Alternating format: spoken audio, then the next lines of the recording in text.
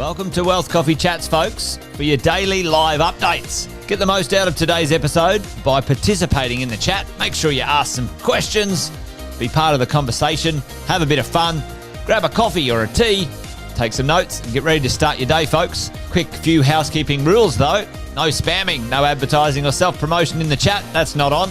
Be kind and respectful to everyone when participating. And most of all, have a good time. Real estate investing can be your biggest asset. It also can be your most expensive asset when it comes to getting it right or getting it wrong, folks. It can be time-consuming, stressful, and that's why here at Positive, we have what's called a 6-star team, a full-service team that provides integrated wealth and property investing solutions and services simply designed to help you progress towards your goal of passive income through your property portfolio, folks. Make sure you check out our other podcasts on the Positive Mentor Network. Not only is there Wealth Coffee Chats, there's the Urban Property Investor. Drops every Wednesday with straight talking investing strategies and lessons with Sam Saggers. Property Investor Tales. This is where our clients, you guys, share real life stories from property investing, hosted by some of our advisors and strategists. And that's done every fortnight, dropping every Monday. Wealth, Wine and Wisdom, folks, that debriefs the week that was in the world of finance and property, hosted by yours truly, Jason Witten and Andy Fenton on Fridays. Hey, good morning, folks.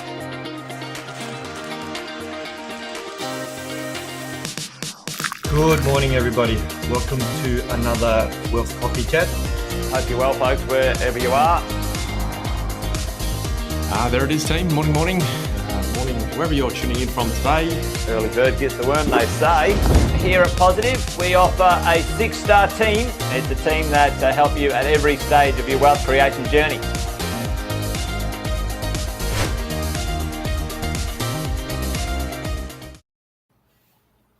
Good morning, everybody. Welcome to another edition of Wealth Coffee Chat, the Finance Friday edition. Why don't mortgage brokers tell scary stories? Because variable interest is scary enough. As always, I love to start the session with a joke. I had the opportunity to attend our pop-up mentoring in Sydney this week, and it was great to meet a lot of you there and have really great conversations and discuss some strategies and some lending strategies and some different ways to look at how we could assist in helping you build out your property portfolio. So it's always great to hang out and see everybody in person. One of the questions actually came up at the session was, the RBA and why the interest rates were actually put on hold at the meeting earlier this month. So the reason why that the RBA decided to keep rates on hold was there's a lot of uncertainty at the moment around the US, its policies and its tariffs. Also, the unemployment rate increased from the data that they received. And they also didn't feel like the inflation figure that was being provided was a true reflection of where the economy was actually heading. So the decision was to wait for another cycle, get some more data, and then they will decide whether they were going to move rates down again or not. They did say in the minutes that there will be rates coming down. They didn't specify when, and this is a move that the RBA rarely do. They rarely release the fact that they think that rates will come down. So the fact that they did mention that in their minutes is a good sign for everybody. Obviously, we actually don't know if rates are going to come down in August or September or October or November this year, but they did say that rates were coming down. So fingers crossed that we do get a rate drop in August. as I think, we're all anticipating getting some assistance in helping with the cost of living. Something else that happened this week was APRA. They did a review on serviceability. So the buffer that lenders have to use when they look at servicing. What that actually is when you go to apply for a loan with a lender, the banks assess your situation. They look at your income, they look at the assets that are available. And when it comes to income, they look at what income you're receiving and all the liabilities you have. And then on the new loan, they look at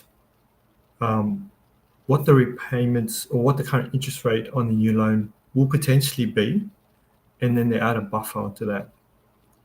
Now, the buffer used to be, and this is a long time ago, 1.5%, 2%. When APRA first reviewed it, they increased it to 3%.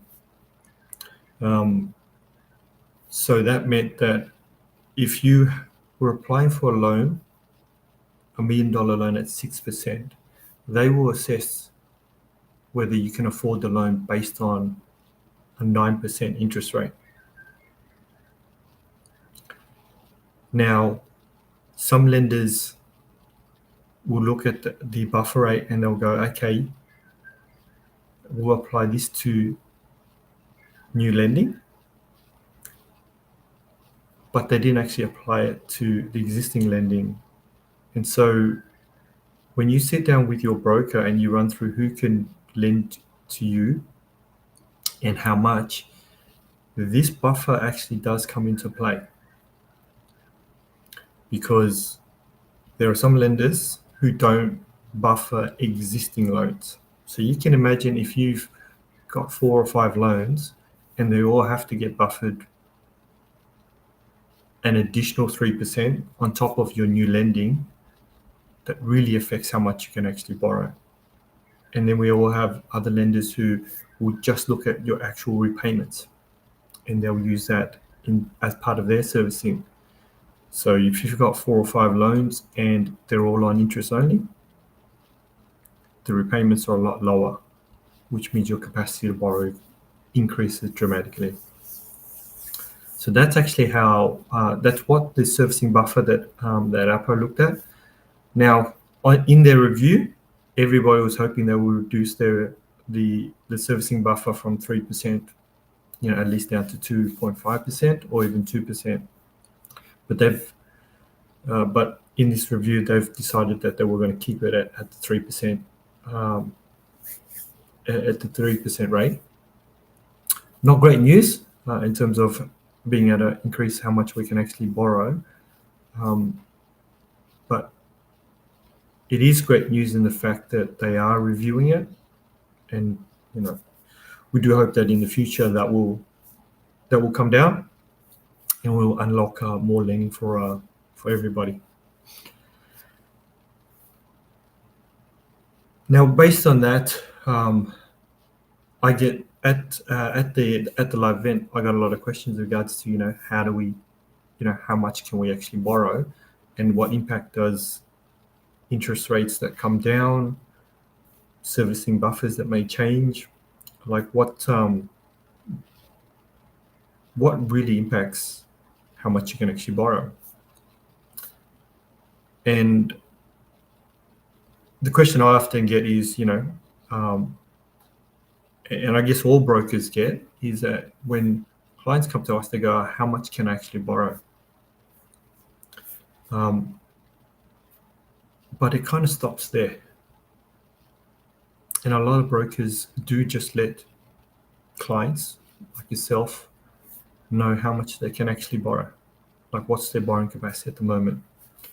We never get any follow-up questions, whether it's from the clients or whether it's from the brokers, to let you know what can be done to change or increase how much you can actually borrow. And one of the questions that I often run through with clients is, what are you looking to do, and what does your situation need to look like to be able to achieve that? Because what happens then is it enables you to work with the brokers to actually go, okay, I'm not here now today, but what does life look like in order for me to be able to, let's just, like, to give an example, if we wanted to purchase $1 million property and we wanted to borrow up to 800,000 and we're currently sitting at 700,000. No, the question is, do we have enough savings? And how do we increase that? And the second question is, here's our current income. What does our income need to look like? Because what then happens is that you then think about your current job role, if you're a AYG, or if you're a business owner, what do we need to do? What needs to change in order for us to move forward? Because if we don't know what the next step needs to look like, then often we kind of just sit and we become really passive and we wait for life to change as opposed to going and actually making the change. Actually working towards changing and moving towards that goal. So the next time you sit down with your broker, have a conversation about how much you can borrow today, and share with them what you'd like to do and where you'd like to get to, and what life needs to look like on paper for an application with a bank in order for you to be able to achieve that goal. And then work on a plan with your brokers, with your coaches to move towards getting into that position so that you can then unlock your next property. And once you've done that, you keep repeating that cycle. I spoke about last week about, clearly knowing what the next steps are. And this is a part of knowing what the next steps are, is being able to go, what do I need to do and who can help me build the plan in order for me to take the next step or move towards the next goalpost in this journey. I hope that's been helpful for everybody. I want to thank you for your time today. I want to wish you a wonderful Friday and an amazing weekend, and I look forward to catching up with you all next week. Thanks for watching another episode of Wealth Coffee Chat, folks. Make sure you like, subscribe, and turn on your notifications so you never miss a thing when we go live. Improve your portfolio and investing game, folks, with Wealth Coffee Chats live every morning at 8:10 each weekday. Make sure you join us. Previous episodes are also available wherever you get your podcasts, folks, as well as our other podcasts from the 6-Star team here at positivementor.com.au.